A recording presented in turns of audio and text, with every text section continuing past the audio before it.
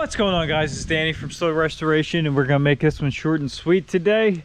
This is a 2003 GMC Denali, but any of the GMT 800 trucks, I think they are. So Tahoe, Yukon, even Silverado and Sierra, they're all the basic same platform. So what we have is our battery light on. This truck has over 200,000 miles on it, and it appears to be the original alternator. So we did check voltage at the battery. It's very low, so we're going to assume it's the alternator at that kind of miles. It could be a wiring issue, but we'll know more as we get into it. It's actually really easy to change these. The hardest part on the Denali or Escalade is the extra cover, pretty much. So there's a 10mm bolt right here in the center. Well, I'm off to a bad start already. As you can see, that pulls right off like that. That is not, this bolt right here is a 8mm, at least on this one. I think I've ran into some of them being 10mm, but that one is 8, which means these, yes, are also 8.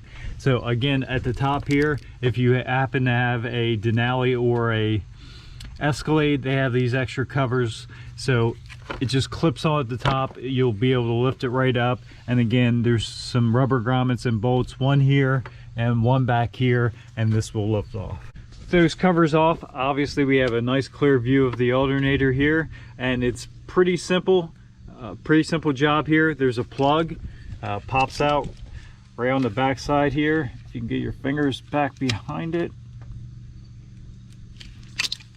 pops out like that. There's the clip. Like I said, it's just on the back side there. The rubber boot, you'll drop down here, pull off, and that is, I believe that is a 10mm. Let's verify that. Yes, so that one is a 10mm, so we can pull that nut off. We should unhook the battery before we get that far. Should have did that right away, but we'll go ahead and remove the negatives terminal off the battery, so we're not, once we take this stud off, if that wire drops down, it can spark and make all kinds of issues for you that you don't need. So once we have that unplugged, once we get that unhooked, we'll go ahead and remove our belt. To make it easy, you can remove this intake system. Again, it's 8mm on the clamp, and we can pull that off the throttle body and just kind of lay that up out of the way. And there we have that removed. Again, just twist it around to the side, gives you room to get down there. The belt tensioner is right there. We already have a socket. Let me get down there and show you. We already have a socket on it. It's a 15mm. We'll push that down. We'll release the tension on the belt. We can get the belt pulled off this idler pulley, release that, and then it'll be free here at the alternator. And again, we did unhook our battery. With the tension off that belt, again, we slid it off that idler pulley right there.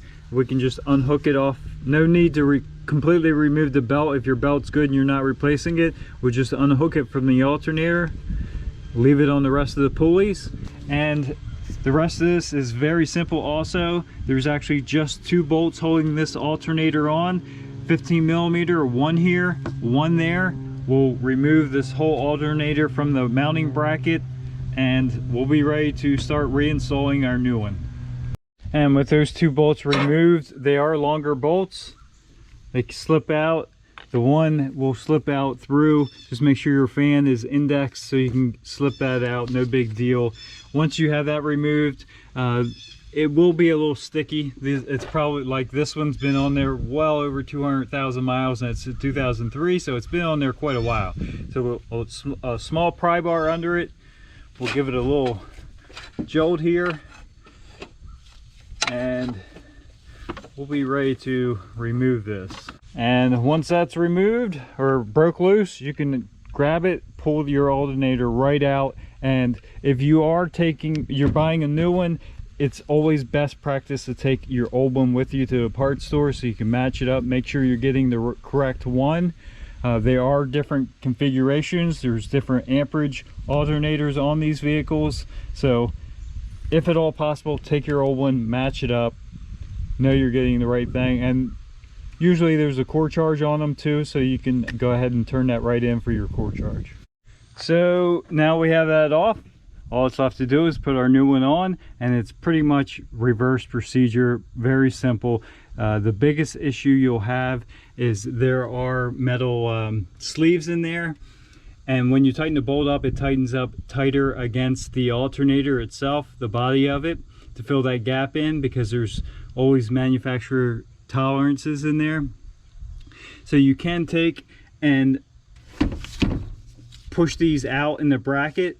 The alternator will slip right in, or they're usually very, very close. So you can put the alternator in there and take a rubber mallet or whatever and work that down just to get it fully seated. Not really a big issue, but don't be alarmed if it doesn't drop right in there, because it probably won't drop right in. Here's our new one. Yes, it's not straight out of the box, but it is a reman, and this came off of running vehicle that they put a new one on, and shortly thereafter something happened and they decided to part it out. So we now have it good, working, tested. So we're going to install this one because it's Sunday and we need to get this back up and running. So again, that didn't fall right in, so we'll take our mallet and drop that in to line these bolt holes up, run our bolts back in, put our belt back on, plug that back in, put our hot terminal back on, snug that up. We can hook our battery back up, hook our air intake back up before we start so it doesn't kick any codes with the mass air, and then we'll go ahead and start it. Make sure everything looks good. Always a good practice to inspect the wiring, make sure nothing looks charred or burnt in the pins there, or there's no chafed or wires that look suspicious on any of these connections. These all look pretty good, so we'll fire it up, test it out. I'm confident that's going to fix our problem. We'll know in 2 seconds. All back together, belts on. Make sure your belt is lined up on all the pulleys. All that's good. Alternator's plugged back in. The hot wire is bolted back down. Battery is actually hooked back up.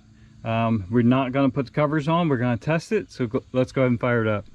All right, let's go ahead and start it up. It is worth mentioning, if your alternator failed and your battery ran really low, you should charge it before you start it with the new alternator. Ours was fine, it still started. So we'll turn the key on here. Starts right up. Our gauges are coming up. Battery light went off. It's charging normal. So success, we have fixed it. It actually sounds better too. That old alternator we run around here was just starting to make some noise, some bearing noise, which is pretty common as they start to fail. So now we can go ahead and put our covers back on. We'll put this side cover on first, clips on up top, 2 8mm at the bottom. The top cover overlaps it, clips in back there, 1 8mm here, and our job is complete. And there you go. Our GMC Denali lives to see another day.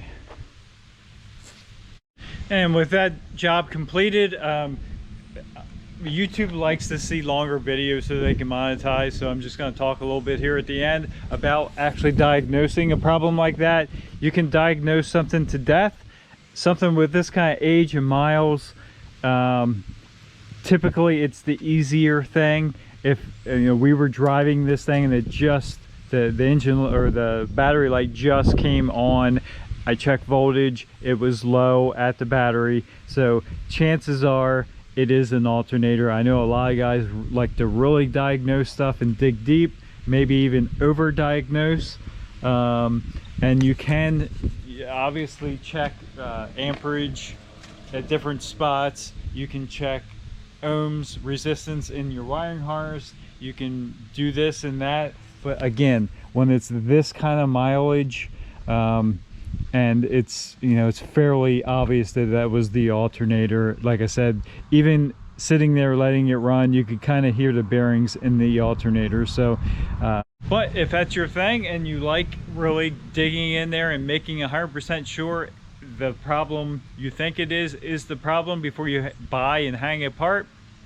go for it. But This job can really, if we weren't filming and trying to explain step by step, you know what you're doing. You can swap an alternator out on one of these vehicles in literally 10 minutes, 15 minutes tops if you take a little bit longer, but they're extremely easy. Anyone can do it with some simple hand tools and simple knowledge.